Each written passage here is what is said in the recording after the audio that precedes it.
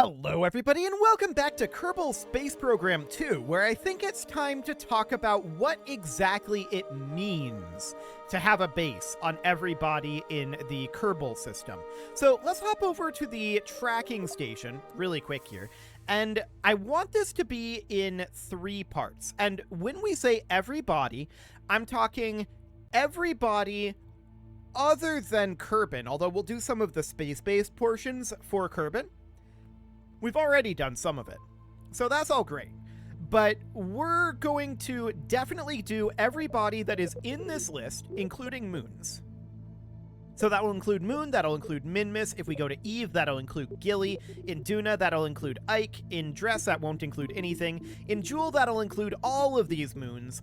Moons are included. Asteroids are not. So I don't even know if KSP2 has asteroids. They are not included. So, well, I mean, except for insofar as there are asteroids that were captured that are now moons. So, those are moons, those are not asteroids for purposes of this discussion. Hopefully that cleared some things up. Now, I want the base process to be functionally 3 stages. So, first things first, I want to set up a communication system around each body. That is going to mean 2 communication satellites, and I'm going to specify that one is going to be in a polar orbit and one is going to be in an equatorial orbit. That will give us much better communications coverage, not necessarily perfect communications coverage, but much better. And those should always be in a maximal orbit. So basically, as far as we can get, or very close to as far as we can get, without actually escaping from the body in question. That's the overall idea there for the communications section. Now, I want there to be a second space component to this. That is also going to be in orbit, probably equatorial orbit, around each of these bodies. Although we might decide to change that up now and then. We might put it in a different orbit. We'll see how that ends up going. And that's functionally going to be a refueling station that will be very similar to the Lunar Gateway that we did in Crewed Spaceflight at the end of that series. It would be very similar in concept to that. I'd probably redesign it so it can be a single launch thing for purposes of speed, but that would be the overall idea there. And then the question is, what is the definition of a base? Right? That's an interesting question. And I think that the base should be fundamentally different and have a different goal for each and every body. So like, for example, around Moon or Minmus perhaps would be even better. It would be primarily focused around fueling. So the gateway at Minmus would be perhaps a fairly high orbit because it's not really intended for landing on Minmus so much as it is for refueling for going to further locations. So each one would have a different goal, if you will. And Minmus would be a really good one for refueling. So the base is going to be designed bespoke for each world. It'll have different landing systems. It'll have different goals behind it. The station is going to be pretty much the same for every world, as will the communication satellites. So that's all well and good, and I think we've at this point got ourselves a pretty solid understanding of what our goals are here. Now, we need to determine what exactly our goal for Moon is, since that's kind of the first one. We've determined what our goal for Minmus is, but for Moon, yeah, we're going to need to figure that out. For the time being, let's hop over to R&D. Because we've got 1,800 science to spend. And we could definitely work our way into, like, heavy rocketry and getting down here. We'll get there, for sure. We're definitely going to get there. I'm wondering what exactly is in these XL areas. Aquatic sciences. Ooh. We could have, like, a submarine base on both Eve and Lathe. That could be cool. Okay, well, we'll get there. We'll definitely get there. Orbital reports, yep, that's all fine. We've got things like these truck cabs, yeah. we're a long ways away from this. Look at how expensive these are. 7,000, 8,000 science. That's a lot of science for our current situation. We're working our way through the medium areas. We've already finished this starting screen, so that's great. In the medium rocket area, we can definitely make some gains here. Expanded construction would give us more adapters. We've definitely already run into some adapter issues, so let's grab that. Precision aerodynamics would give us access to grid fins. I mean, we're not too concerned about grid fins right now. What exactly is this fly-by-wire aircraft stabilizer? It's just a reaction wheel in a nose cone shape. Okay, gotcha. That is maybe not the biggest of deals. This aviation stuff over here, we're probably not too concerned about right now. Precision propulsion gives us access to the Spider, the Twitch. Those are very handy engines for landing systems. We're going to grab that. Rover abilities would probably be good too, so we're going to grab this as well. Autonomous sampling, so the Rovemax and the Sample Grabber. Okay, I'm thinking right now that our moon base might be focused around gathering science. For the moment, let's grab autonomous sampling, and that's all we can grab except for precision aerodynamics, which we already determined we don't really need, so we may want to save the rest of this science for right now. Now, we're going to need to set up our communication satellites, right? That's kind of the first order of business, and we don't have any around Moon right now. We do have one around Minmus, right? Hang on. We can't go to the tracking station from here. Okay, I guess we'll go to the KSC, and then the tracking station. Sure. I just want to double check here. Yeah, we've got a ComSat around Minmus right now. This is in a fairly maximal equatorial-ish orbit. So we just need a polar orbit one here. Okay, that's fine. Around Moon, we currently have absolutely nothing, and that's reasonably expected. Okay, so to the VAB. And we're going to load up the ComSat. We need to get 3 ComSats put up, and we're going to kind of build Moon and Minmus up simultaneously, I feel like. So I'd like to get these ComSats brought up as soon as possible. So this is not actually a ComSat. Right, this is actually the fuel station core. So this is our ComSat here.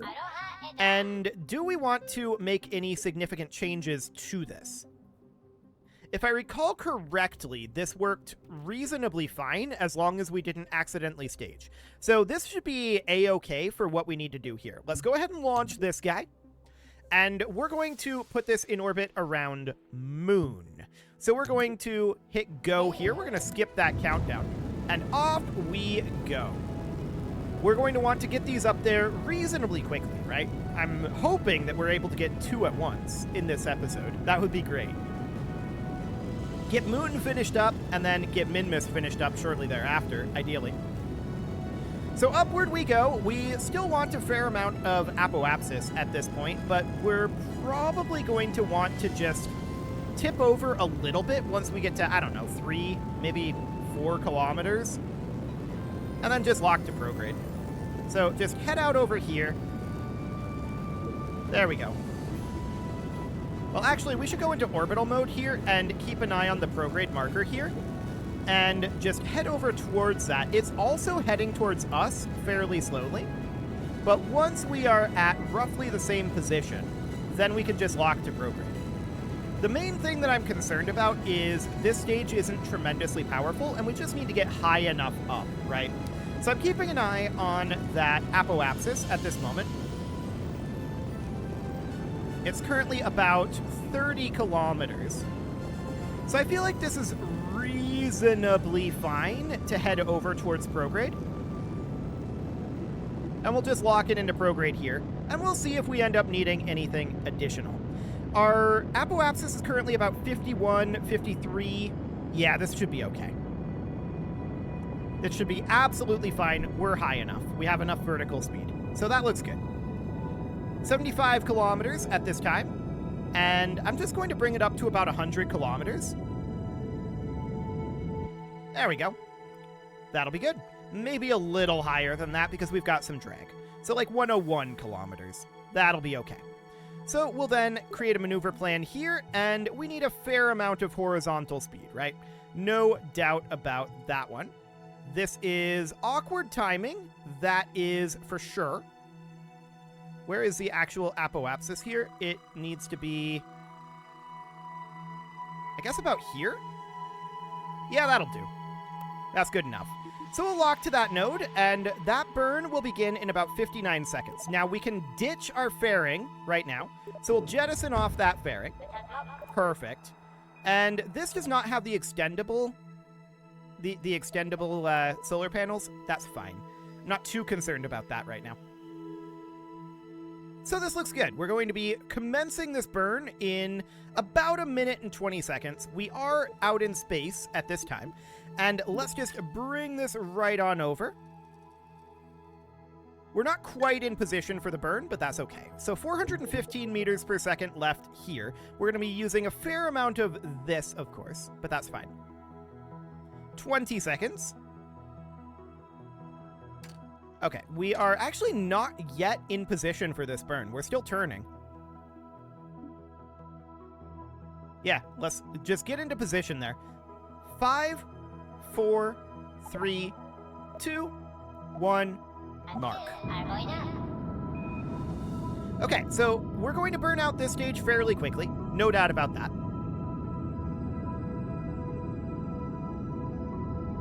And there we go. Fantastic. So we're going to burn the last little bit here, and this will certainly get us into orbit. At this point, the main thing that we're just concerned about is our periapsis being over 70. Nothing else really matters here all that much. So this maneuver is not all that relevant. It's mostly just getting this up over 70 kilometers. Let's go. Of course, we still need a few hundred meters per second in the horizontal direction for that. And really, we should be waiting a bit here. Gonna get rid of that maneuver node. And we're just going to point at the prograde marker. Time to apoapsis is going up right now. Hang on. Okay, this is a little confusing. I think the game is slightly concerned about this, but it's fine. Okay, this is good enough. Very awkward, but sure, it's fine. We're heading out to Moon, and we are going to set that as our target. We're currently at a 0.7 degree inclination. That's relatively fine. I want to do our burn somewhere around here. We don't actually care too much what inclination this is. I just want this to be equatorial-ish. That's a pretty decent periapsis right there. Okay, so let's align for that burn. Looks reasonably solid. And this periapsis is probably going to end up being adjusted a little bit once we get into position here. We're just going to want to bring this down to here, do a burn there, push this out a little bit. That's relatively fine. We may want to back off ever so slightly on this burn.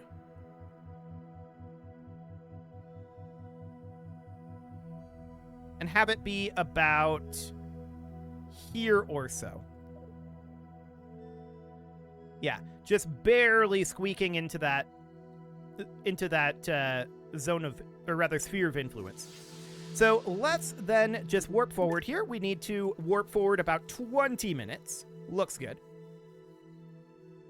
And keep in mind, these are RA2s right now. We're going to want to upgrade these to the larger antennae once we leave the Kerbal system, for sure. So these are only going to be relevant comsats as we are in the Kerbal system. We only need to put up 3 of them at this point, and then any additional comsats are going to be redesigned from there. So that's fine. We've got about 10 seconds left until this burn. 3, 2, 1, mark. And off we go, 841 meters per second. Cool. So this is, of course, the vast majority of what we need to get there. Braking will be a relatively minor amount, so that's absolutely fine. We're going to need to be very careful with our warp since we've had problems with that in the past, but let's just bring this guy right on up, and we are almost done with this communication satellite. So that looks good. Okay, that should be decent. It's a little overshot, I feel like. But it'll do.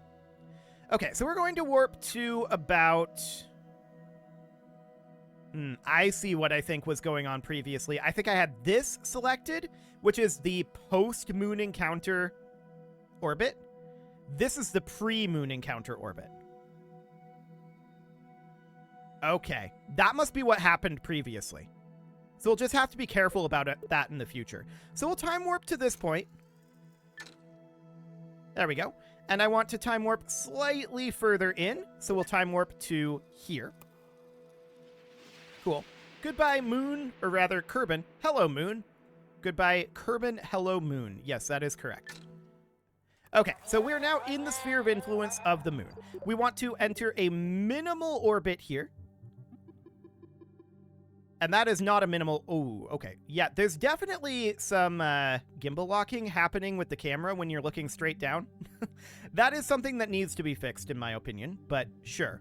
We're going to want to enter into a minimal orbit or a circularized orbit here. I'm thinking a minimal one, and then we can make a quick change out at the apoapsis to push the periapsis out and circularize that.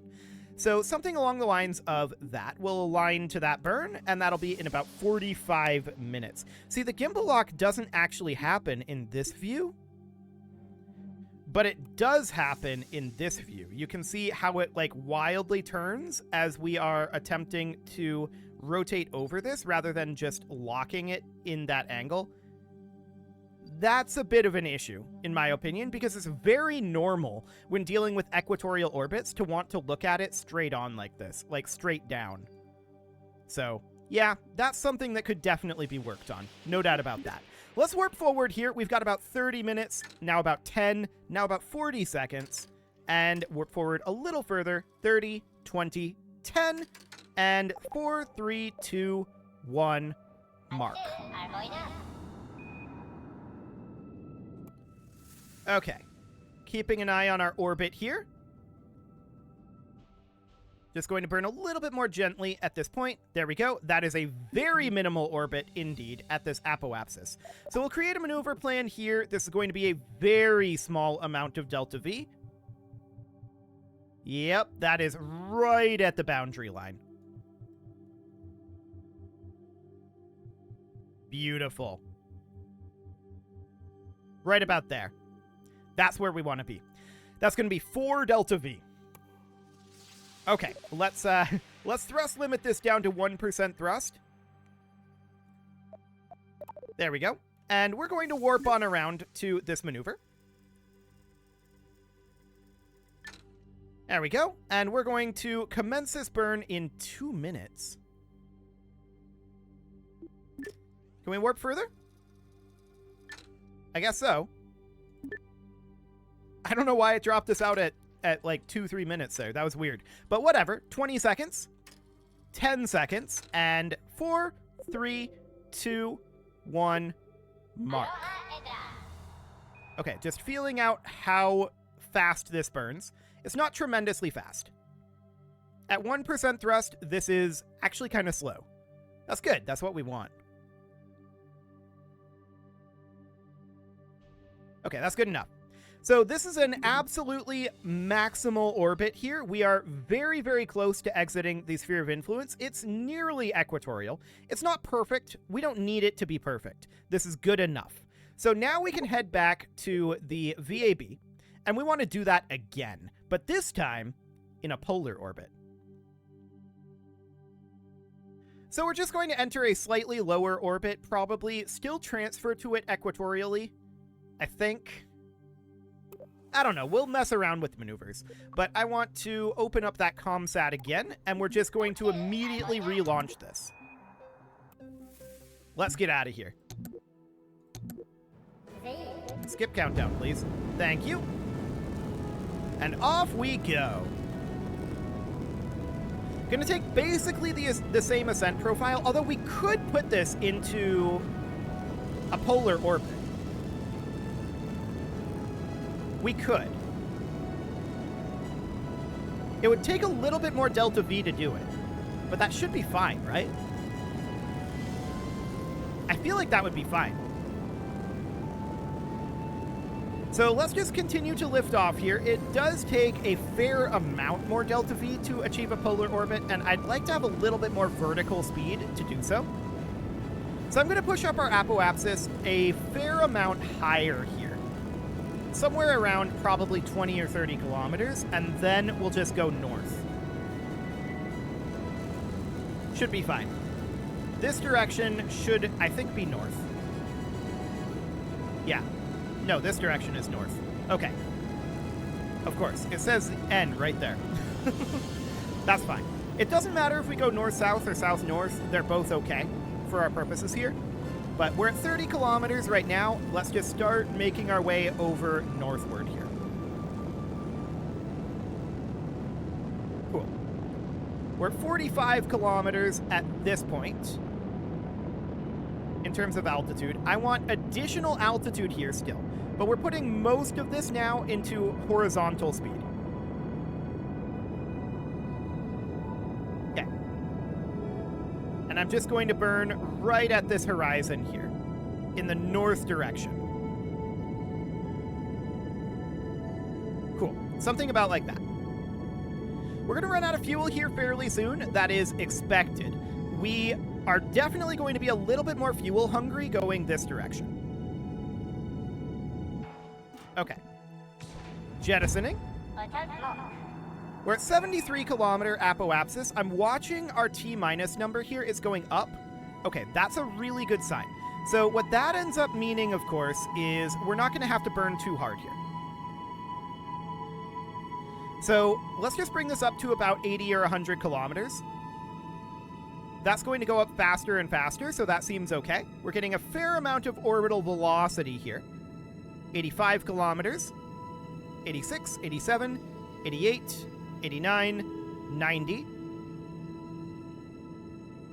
95, and 100 kilometers. Looks good. We should absolutely jettison our fairing here. That's this guy. There we go. Fairing is out of here. And then once we achieve our apoapsis here, we're going to want to circularize that. So we're in a polar orbit here, which is going to complicate our transfer window out to the moon. No doubt about that, but it'll put us in a polar orbit around the moon. So there's that. And we'll just put it somewhere around here or so. This should be relatively fine. Yeah, that's good enough.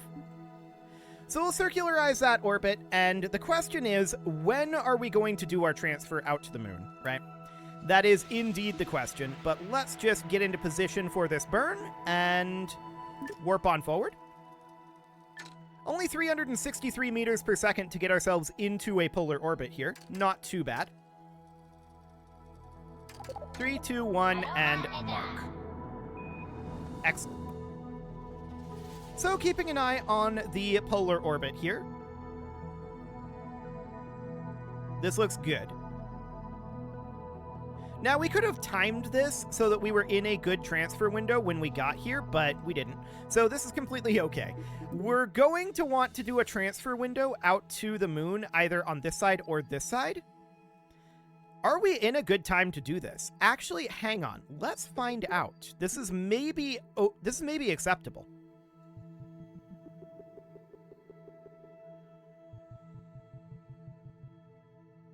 Not quite there yet. That was a little bit of radial there. We don't necessarily want that radial. This is okay, but you can see here that we are not exactly in a polar orbit once we get there. Yeah, that's not ideal, that's for sure. Okay, let's get rid of that for the moment. And let's see what happens if we go this direction and prograde that burn. Now, of course, we're not going to be anywhere near an encounter here. That is fully expected. How do we add additional orbits to this? There must be a way to do that. Is there a graphical maneuver editor in here? That's the parts manager. That's the mission tracker. This is a research inventory.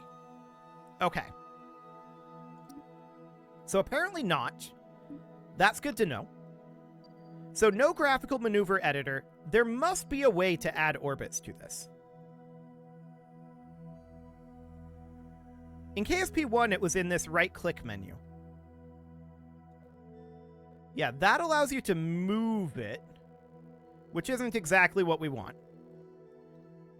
This is a warp functionality, so that's to warp to the next maneuver, I guess. And then this doesn't really appear to do anything.